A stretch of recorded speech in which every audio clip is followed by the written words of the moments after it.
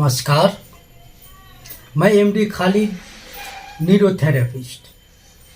आज हम बात करने वाले हैं नी पेन के बारे में। नी पेन सिम्टम्स क्या है, नी पेन क्यों आता है, आज हम उसके बारे में चर्चा करेंगे। तो आज का विषय है हमारा नी पेन को लेकर। ज़्यादातर लोग, खास तौर से अगर मैं उम्र विशेष की बात करूं तो 40 साल की बाद नी पेन स्टार्ट होना धीरे धीरे शुरू हो जाता है। जब कैसा है, क्या क्या सिम्टम्स आएंगे आपको, या तो चलते हुए आपके पैर लड़खड़ाना शुरू कर देंगे, यानी कि चलते हुए कभी आपको डिसबैलेंस हो जाता है, बैलेंस बिगड़ जाता है, या कभी चलते हुए जैसे आप लोग चल रहे हैं, 10 लोग चल रहे हैं, उनमें आप बहुत जल्दी थक जाएंगे, या आपके पैर सपोर्ट नहीं करेंगे, या आपके घुटने में दर्द होना शुरू हो जाएगा, जो ज़्यादातर डायरेक्ट रूप में दिखाई देता है। सीढ़ियाँ चढ़ते उतरते समय आपको दर्द होगा, आपको कहीं दौड़ने की आवश्यकता पड़ जाती है तो आपको दौड़ना बड़ा मुश्किल हो जाएगा, आपको कहीं हैवी एक्सरसाइज की ज़रूरत पड़ जाती है, या कुछ ऐसा हैवी वेट उठाने की आवश्यकता पड़ जाती है कि जहां आपके घुटने पे वेट आने वाला है, उन सभी एक्टिविटी में आपको दर्द होना शुरू हो जाएगा। एक नॉर्मल व्यक्ति से हटकर एक नॉर्मल व्यक्ति को दर्द होगा, लेकिन आपको नॉर्मल से ज़्यादा होगा। तो इन सभी कंडीशन यानी कि सिस्टम के आधार पर हम यह कह सकते हैं कि आपको कहीं ना कहीं कमर में दर्द शुरू होगी। तो इससे पहले कि इसके कारण क्या होंगे, थोड़ा सा मैं आपको नी का स्ट्रक्चर समझाता हूं।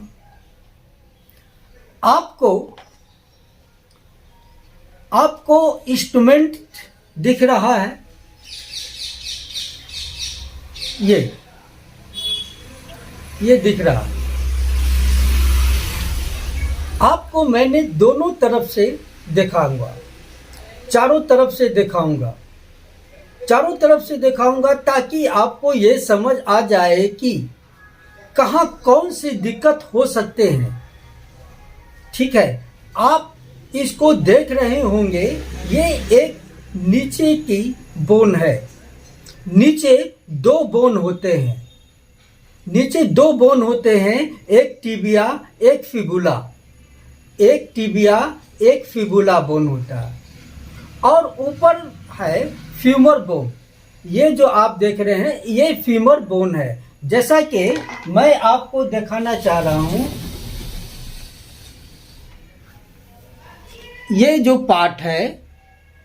पार्ट आप देख रहे हैं, ये नी का, और ये फीमर बोन है, ये टिबिया है, ये पतला वाला जो बोन है वो फिबुला है।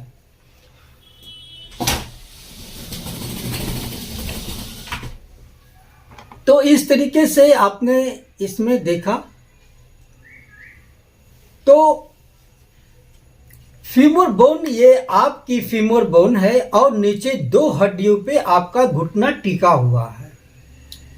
यानी कि एक ऊपर की और हड्डी, ऊपर की जो फीमर बोन है, जिसमें हम न्यूरोथेरेपी का पॉइंट देते हैं, ये फीमर बोन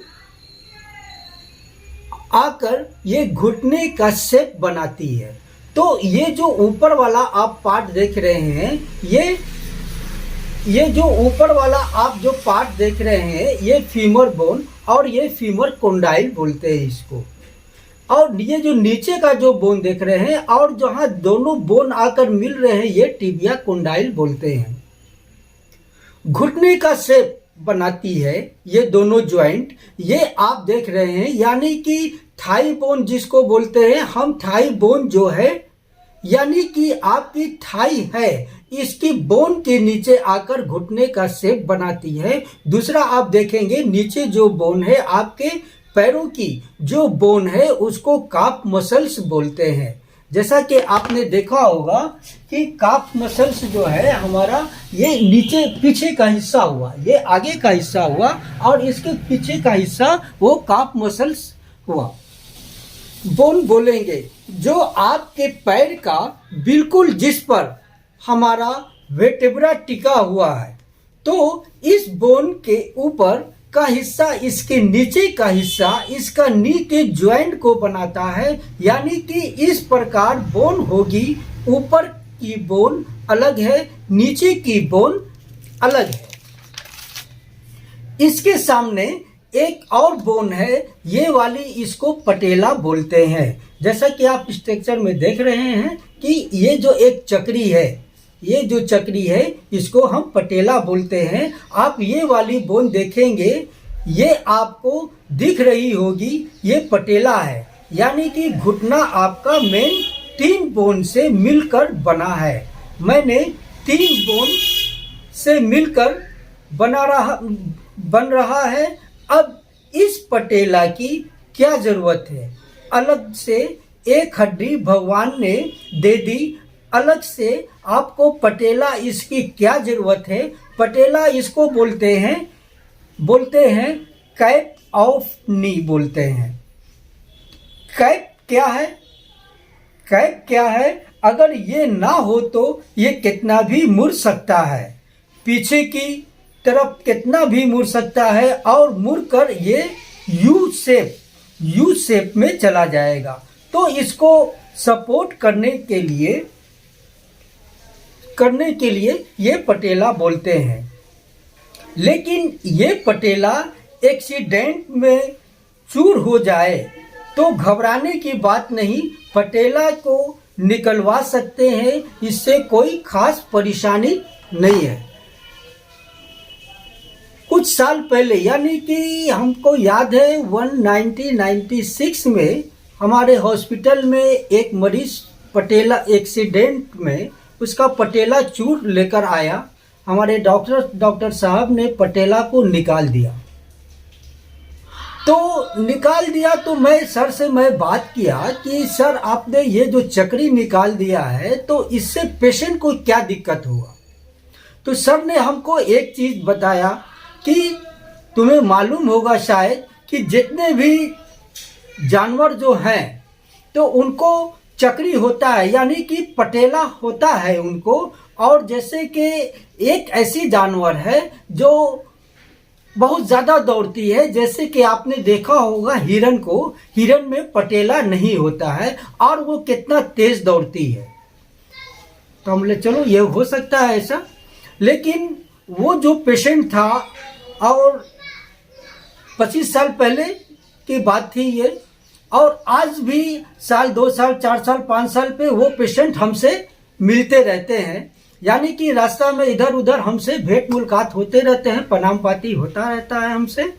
तो मैं उनसे हर बार जब भी मैं मिलता हूं तो उनसे मैं पूछता हूं कि आपका जो एक्सीडेंट में जो ट्रीटमेंट हुआ था, जो पटेला आपको निकाल दिया गया था, क्या आपको इससे दिक्कत क्या है? तो उन्होंने बोला कि ऐसा हमको कोई दिक्कत नहीं है। इधर भी अभी करीब समझते हैं कि महीना दिन पहले भी वो हमारे क्लिनिक पर आए थे किसी काम से। तो फिर मैं उनसे हालचाल लिया तो उन्होंने बोला कि आज के डेट में मैं तो सारा काम कर रहा हूँ, लेकिन पटेला ना रहने से हमें कोई ऐसी दिक्कत नहीं है, मैं गाड़ी साइकिल सब कुछ चलाता हूँ। तो कहने का मतलब ये है कि जो आपने देखा ये पटेला जो है ये अगर चूर भी हो जाता है तो आप इसको निकलवा सकते हैं। आपको चलने फिरने दौड़ने भागने में कोई ऐसी परेशानी होती नहीं है, जैसा कि हमको पेशेंट एक बताए। तो नी कैप होता है। अब इसके बाद में आपको स्ट्रक्चर दिखा रहे हैं। ये लंबा सा प्लास्टिक का स्ट्रक्चर है, ये लंबा सा प्लास्टिक का स्ट्रक्चर है। इसकी हम बोलते हैं लिगामेंट। ये जो आप देख रहे हैं लिगामेंट, ये मेंट लिगामेंट है, ये भी लिगामेंट है। इधर से भी ये लिगामेंट है, ये दो हड्डियों को जोड़ने का काम करती है। यानी कि दो पीस को जोड़ने का जो काम करता है वो लिगामेंट करता है। और ये आप देखेंगे अंदर की तरफ आप देख रहे होंगे, ये अंदर की ओर आप दिख रहे होंगे, आपको दिख रहा होगा ये भी लिगामेंट है। आपने सुना होगा लिगामेंट इंजरी हो गई। लिगामेंट इंजरी का मतलब है इन्हीं लिगामेंट के सामने वाले लिगामेंट में साइड के लिगामेंट में और अंदर की लिगामेंट में इंजरी हो गई। यही टियर और वियर हो जाते हैं, जिसकी वजह से डॉक्टर आपको ऑपरेशन की सलाह देते हैं।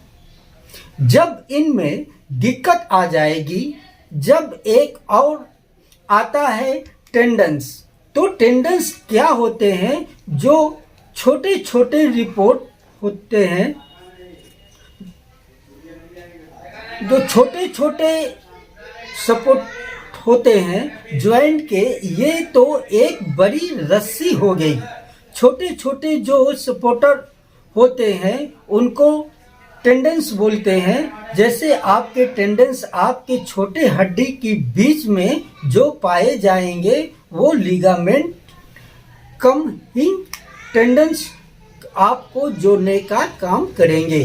अब ये देख रहे होंगे ये नीला सा एक कुछ लगा हुआ है, तो आप देख रहे होंगे हमारे पास तो वैसा कुछ है नहीं। जैसा कि आपने देख रहे हैं ये जो नीला सा है, तो इसी टाइप से नी में, यहाँ आप देखेंगे नी में ये जो नीला जो पार्ट है ये साइनोवियल फ्लूइड होता है इसमें। जैसा कि आप नी में देख रहे हैं यहाँ पे, उसमें एक क्या होता है, साइनोवियल फ्लूइड होता है। ये साइनोवियल फ्लूइड अगर खत्म हो जाता है और आप तो डॉक्टर आम भाषा में कहते हैं आपका ग्रीस खत्म हो गया, खत्म हो रहा है।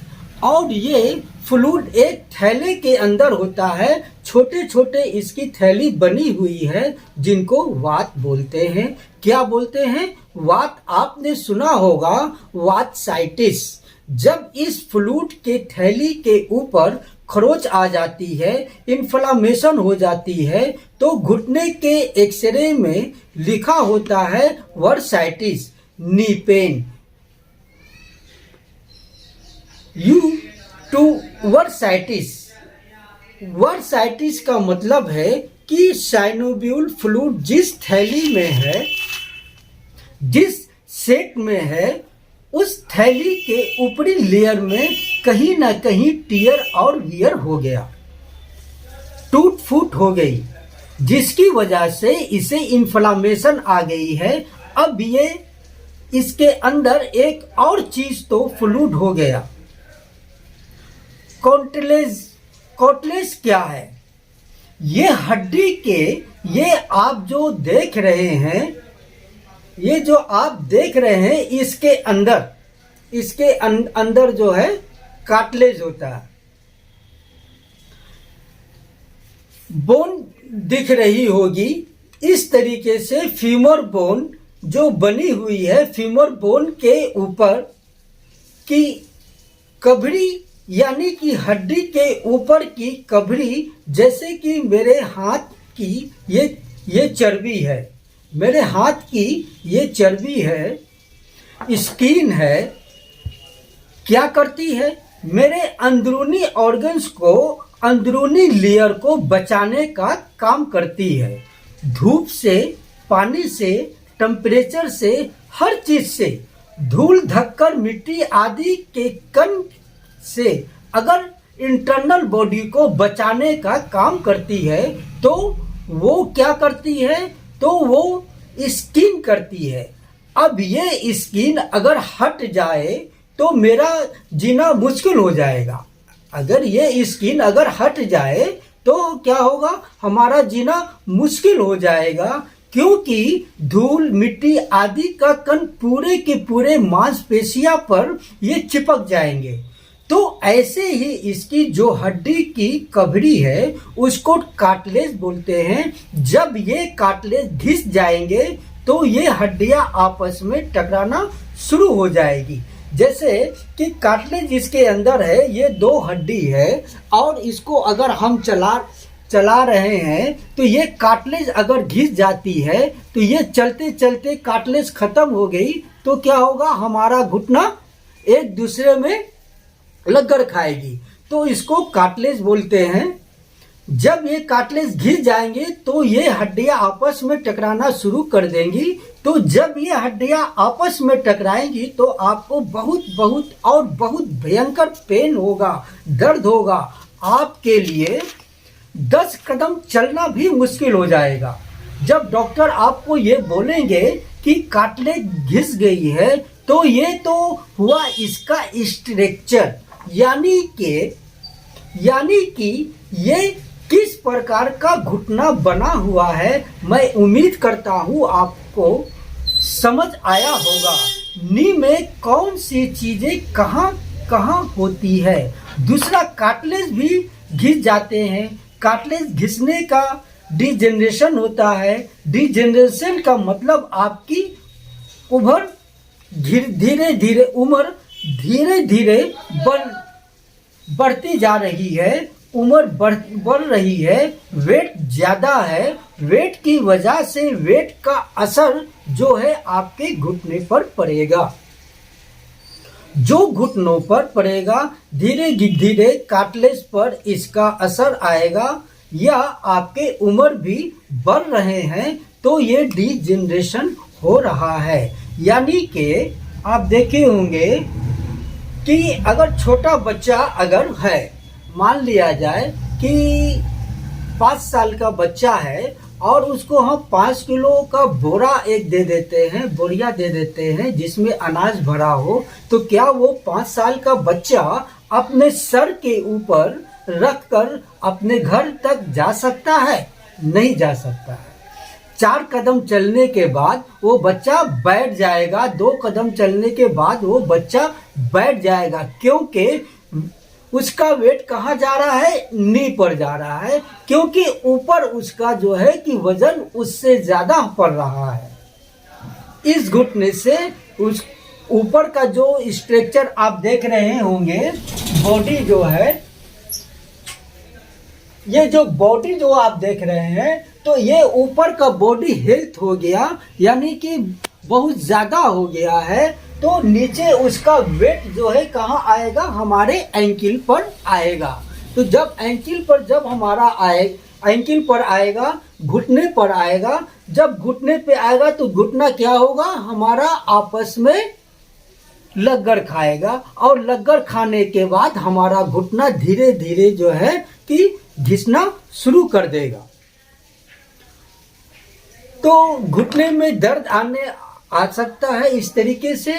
दूसरा कारण आपको फ्रैक्चर यानी कि आपके हड्डियों में कैल्शियम की कमी हो रही है। और मैंने बहुत सारे पेशेंट को देखा है यहाँ पर कि वो सालों से ही कैल्शियम की मेडिसिन खा रहे हैं, सालों से कैल्शियम की टैबलेट खा रहे हैं, लेकिन जब भी हम उनका बोन एक्सरे कराते हैं तो बोन के अंदर की कैल्शियम की मात्रा कम आती है।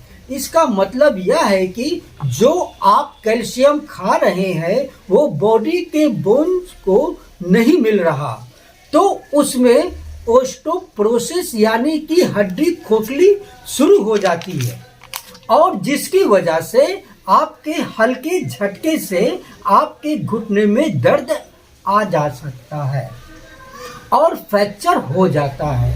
फ्रैक्चर अलग अलग तरीके के हो सकते हैं। टेढ़ा फ्रैक्चर हो सकता है, सीधा फ्रैक्चर हो सकता है, बहुत मल्टीपल टाइप से फ्रैक्चर होते हैं। इसका मेन कारण होता है बुजुर्गों में, क्योंकि बुजुर्गों में धीरे धीरे डिजेनरेशन चलता है, खाना पीना प्रॉपर तरीके से मिलता नहीं है, जो वो खाना खाते हैं वो बॉडी को लगता नहीं है, और बॉडी को लगता नहीं है तो बॉडी में कैल्शियम की मात्रा कम होती और हड्डियां खोखली होना शुरू हो जाती है, जिसको हम बोलते हैं ओस्टोपोरोसिस होना, जिसमें आपके बोन में फ्रैक्चर हो सकता है। नी पर साइटिस वर्साइटिस एक प्रॉब्लम आती जब भी आप देखेंगे ये साइनोवियल फ्लूइड ऐसा नहीं है जैसा ये दिख रहा है। इसमें जो आप देख रहे होंगे इसके अंदर एक साइनोवियल फ्लूइड होता है, तो ऐसा नहीं है जैसा कि आप समझ रहे हैं चाहे देख रहे हैं। ये साइनोवियल फ्लूइड छोटे छोटे थैलियों में छोटे छोटे पैकिंग में रखा होता है। ये उसी तरह से है जैसे दो चीजों के बीच में एक कुशन लगा दिया जाता है, जिससे कि ये आपस में मूवमेंट आसानी से हो सके। जैसे कि आप देखे होंगे कि अगर ये ऐसे जो मूवमेंट जो आप देख रहे हैं इस तरीके से, और यहाँ पे कोई फोम अगर आप डाल देते हैं तो इस तरीके से कोई फोम अगर डाल देते हैं और ये तो इस तरीके से जो है वो साइनोवियल फ्लूइड है। जैसे कि चीजों के बीच एकदम कुशन लगा दिया जाता है जिससे कि आपस में मूवमेंट आसानी से हो। छोटे छोटे जो कुशन है उसको वर्सा बोलते हैं। जब इनके अंदर टियर और वियर हो जाता है, यानी कि किसी भी वजह से दौड़ने से, भागने से, गिरने से, कूदने से टियर एंड वियर हो जाता है, तो इस कंडीशन को वर्साइटिस कहा जाता है। और इसी में पटेला के टेंडेंसी हो जाता है। पटेला टेंडोनाइटिस का मतलब है कि जो पटेला है अगले कुछ मैकेनिकल प्रॉब्लम हो सकती है। मैकेनिकल प्रॉब्लम का मतलब है जिसका असर घुटने पे पड़ता है। जैसे अगर किसी का वेट हैवी है, तो घुटने की समस्या नहीं है, लेकिन बॉडी की समस्या की वजह से घुटने की समस्या आ जाती है। इसीलिए डॉक्टर आपको यह कहते हैं कि आपको वेट कम करना चाहिए। जिनको घुटने के दर्द से बचना है उनको वेट कम रखना चाहिए।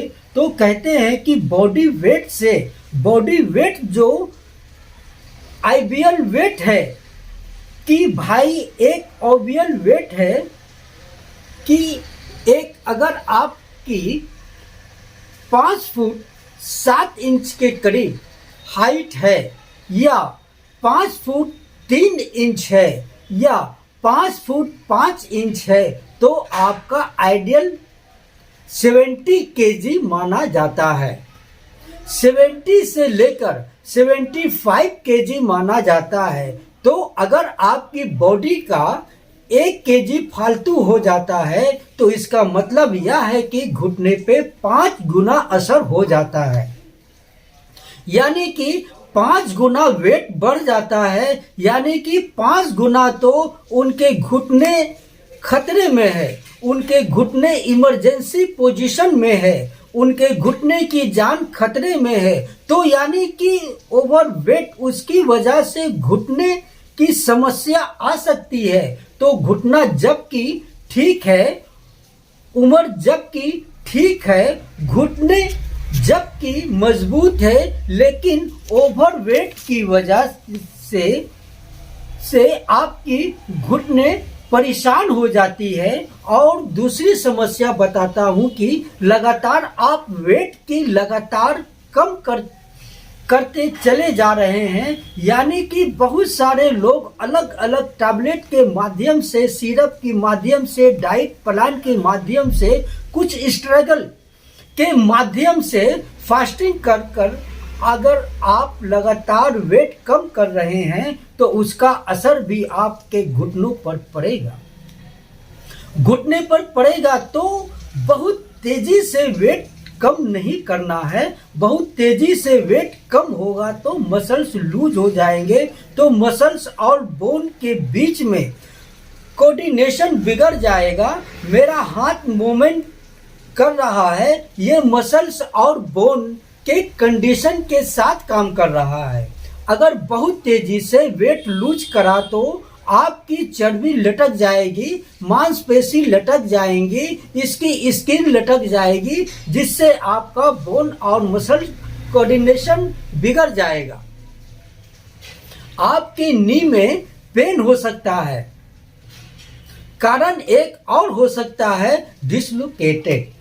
आप नी कैप या नी ज्वाइंट आप दौड़ रहे हैं, झटका लगा एक और आपको नी डिसलोकेटेड हो गया, यानी कि टेढ़ा हो गया, आपको पेन आ जाएगा। इसको डिसलोकेशन ऑफ नी या पटेला बोल सकते हैं, ये भी इसका कारण है, बन सकता है। हिप ज्वाइंट यानी कि मैंने आपको वो कंडीशन बता रहा हूँ, आपने जाना होगा कि ये पटेला है। ये पटेला अगर घिसक जाता है तो आपको पेन होगा। इसी तरीके से जिसका घुटने से लिंक नहीं है लेकिन घुटने में दर्द है, ऐसे ही आपके कमर में दर्द है तो उसकी वजह से भी आपको नी पेन हो सकता है।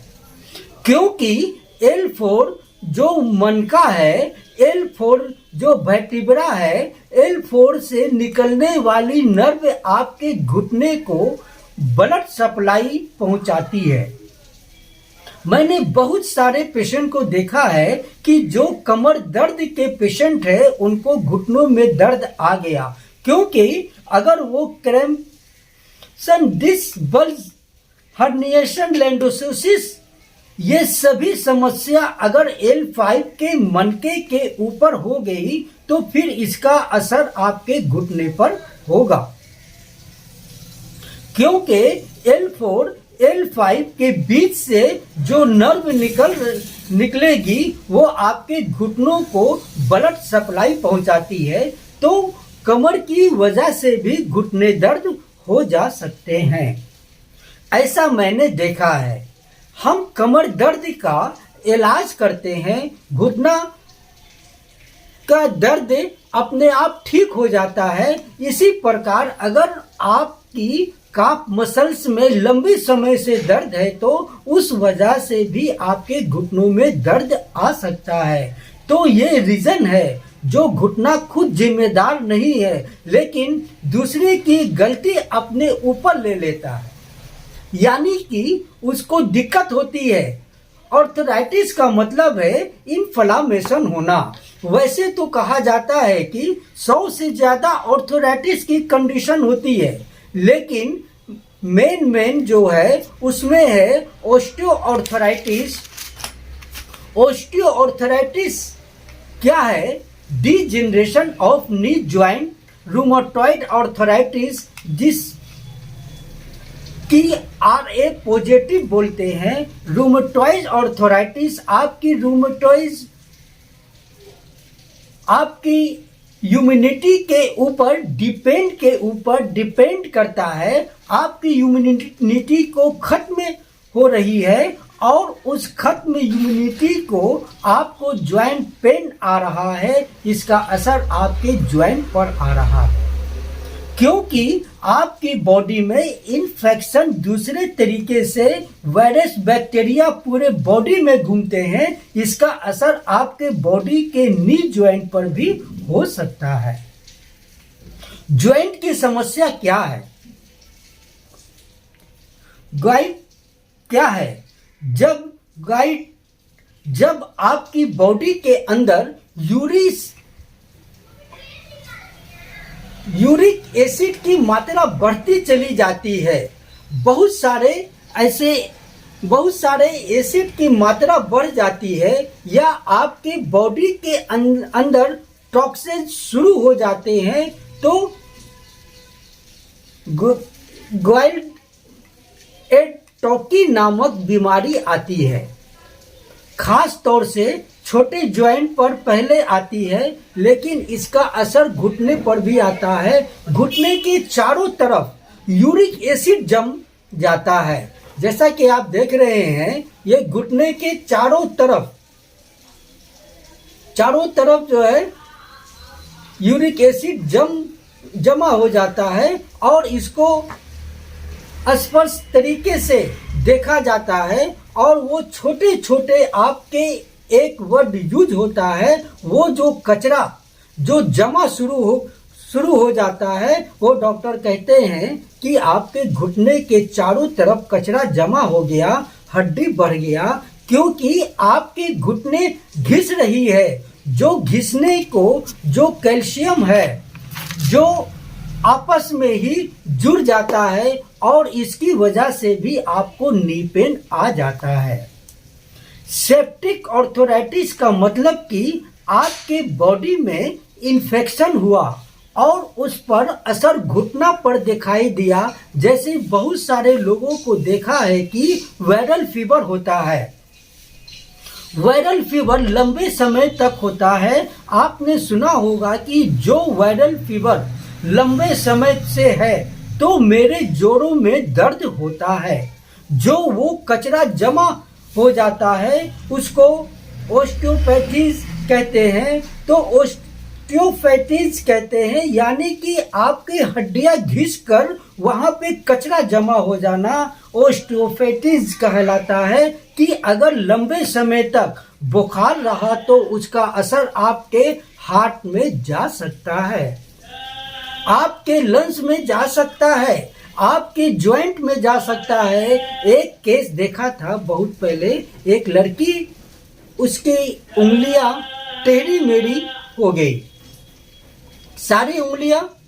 तो मैंने उसकी हिस्ट्री को समझा तो उनके घर वाले ने बताया बहुत लंबे समय से बुखार में थी, फीवर नहीं उतर रहा था और फीवर ना उतरने की वजह से तो उसको बोलती है सेप्टिक आर्थराइटिस।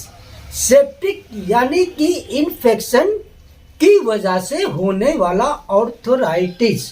तो ऐसे अलग अलग कारण हैं। हमारे चैनल को सब्सक्राइब करना ना भूलें। नमस्कार।